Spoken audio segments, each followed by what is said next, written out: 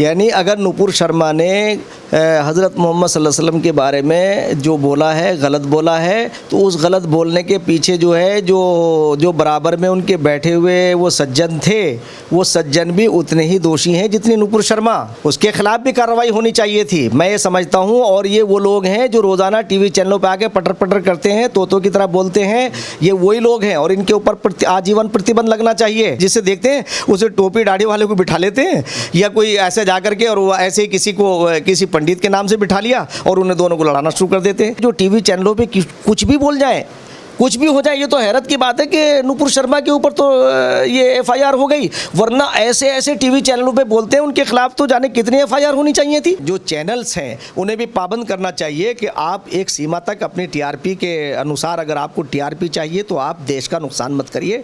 आपको पैसा मिल जाएगा, आपकी टीआरपी बढ़ जाएगी, मगर देश का तो नुकसान होगा। तमाम जो है धर्मगुरु हैं, मौलवी लोग हैं, और हर जो डिबेट पे बैठे हुए हैं जो प्रवक्ता लोग हैं, तो आपने देखा होगा कि वो अपनी भावनाओं में बह करके इस तरह से एक दूसरे पर छींटाकशी कर देते हैं, एक दूसरे धर्म को जो है टारगेट करते हैं, और इसमें उसकी जुबान फिसल जाती है जो निंदनीय होती है। कई राजनेता हैं जो अनाप शनाप बोलते हैं, बाद में माफ़ी मांगते हैं।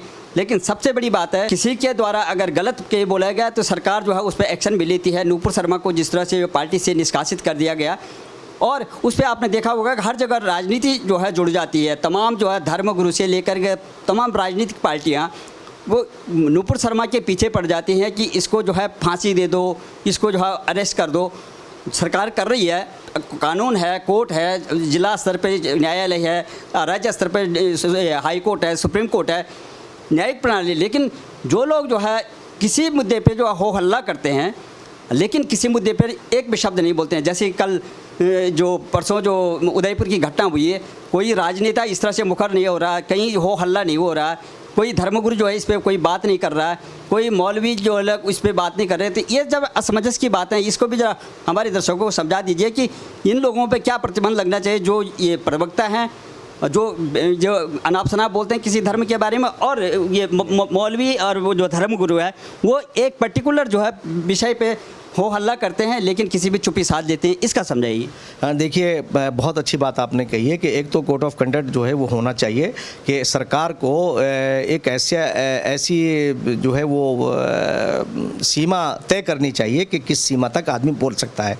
मैं समझता हूँ कि इस वक्त जो है हमारे जो मिनिस्टर हैं दूरसंचार के, उन्हें इस पे संज्ञान लेना चाहिए और ख़ास तौर से सोशल मीडिया पर ध्यान देना चाहिए। मैं देख रहा हूँ अभी सोशल मीडिया पे बहुत सारे लोग कुछ भी बोल देते हैं। जैसे अभी हज़रत मोहम्मद सल्लल्लाहु अलैहि वसल्लम को लेकर के उन्होंने एक भ्रम सा पैदा किया है कि नामों से रिसालत के ऊपर हम कुर्बान हो रहे हैं, या जैसे एक नारा लगा था कि गुस्ताख रसूल की क्या सज़ा, सरतन से जुदा, सरतन से जुदा। तो मैं ये बात कहना चाहता हूँ कि आप सोशल मीडिया पर ध्यान रखिए। कुछ सोशल मीडिया पर इस तरह की वीडियोस चल रही हैं जिससे आम जनमानस में एक भ्रम पैदा हो रहा है, जबकि रसूल की ये तालीम है ही नहीं कि कहीं किसी जगह भी ये नारा किसी तरह से बिल्कुल अराजकता पैदा कर रहा है, और ये मोहम्मद साहब की तालीम के बिल्कुल बरक्स है, बिल्कुल ख़िलाफ़ है। और जो आपने कहा कि टीवी चैनलों पे जो लोग ये जाके बोलते हैं और इनकी ज़बान फिसल जाती है, मैं ये कहना चाहता हूँ कि इनके ख़िलाफ़ जो है कार्रवाई होनी चाहिए। दोनों तरफ से वही साहब, दोनों तरफ से जो दोनों लोग जा रहे हैं, और तमाम पॉलिटिकल पार्टी, चाहे कोई भी रूलिंग पार्टी हो या अन्य पार्टी हो, वो अपने ऐसे प्रवक्ताओं को भेजे जो समझदार हैं, बात को अपनी कहें। वो गवर्नमेंट की बात अगर आ रही है, पार्टी की बात आ रही है, अपनी पार्टी के बारे में अच्छाई बताएं, मगर वो ऐसी कोई बात ना करें कि जिससे देश के अंदर घृणा पैदा हो और फिर तनाव का माहौल पैदा हो, और जो देश हमारा विकास की तरफ बढ़ रहा है फिर उसमें कहीं बाधा पैदा हो। उसके लिए कार्रवाई होनी चाहिए, और इन जो चैनल्स हैं उन्हें भी पाबंद करना चाहिए कि आप एक सीमा तक अपनी टीआरपी के अनुसार, अगर आपको टीआरपी चाहिए तो आप देश का नुकसान मत करिए।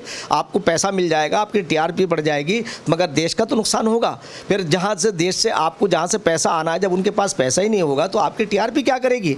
तो इसलिए सरकार को इस वक्त उनकी जिम्मेदारी है, मॉरली भी है और उनकी अखलाकी भी है, और उनका ये फ़र्ज़ भी है कि सरकार इन सारी चीज़ों को मॉनिटरिंग करे कि आज, और इस वक्त तो बहुत ज़रूरत है सोशल मीडिया को मॉनिटरिंग की, कि ताकि जो है ऐसी कहीं चीज़ें, जैसे मैंने ये बात कही है कि इस तरह के नारों को लेकर के जिन लोगों ने ये बात की है, उनके ऊपर कार्रवाई हो जाए, बजाय इसके, क्योंकि मैं हज़रत मोहम्मद सल्लल्लाहु अलैहि वसल्लम की एक हदीस मैं आपके ज़रिए से बताना चाहता हूँ कि क़ब्लल मूज़ी क़त्लल ईज़ा, यानी ये कहा है कि अगर तुम्हें कोई मूजी जानवर, कोई जो ऐसी चीज़ें जो नुकसान देने वाली हैं, आप उन्हें कंट्रोल करिए, उन्हें नुकसान देने से पहले उन्हें कंट्रोल करिए।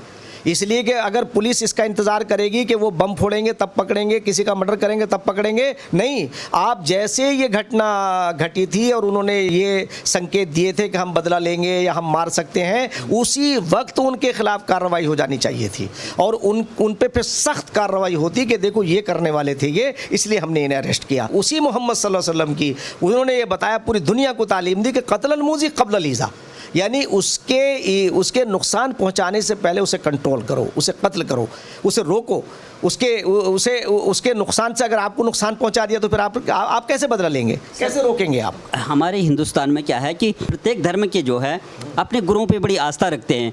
धर्मगुरु जैसे कहते हैं वैसे उन्माद फैल जाता है।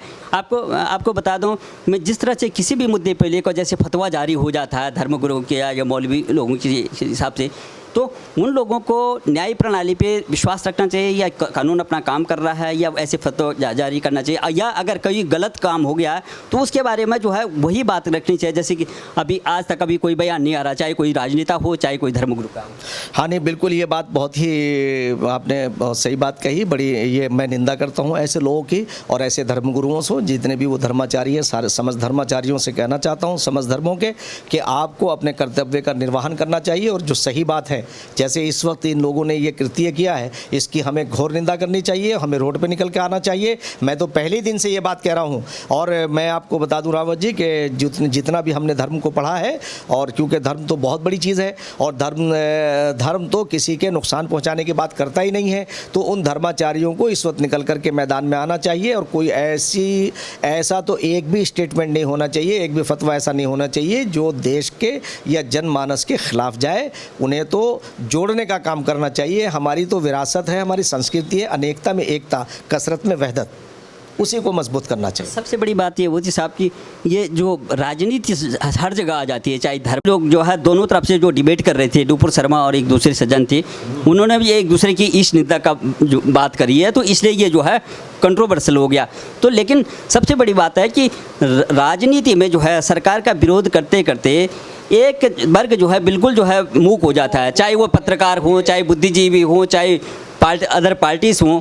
एक सरकार का जो विचारों का जो मतभेद होता है उसमें देश का जो है नफ़ा नुकसान नहीं देखते हैं, एक तरफा हो जाता है। क्यों? इसके लिए क्या संदेश? मैं वही तो आपसे कह रहा हूँ कि वो जो बराबर में बैठे हुए थे, दोनों बराबर के मुजरिम हैं।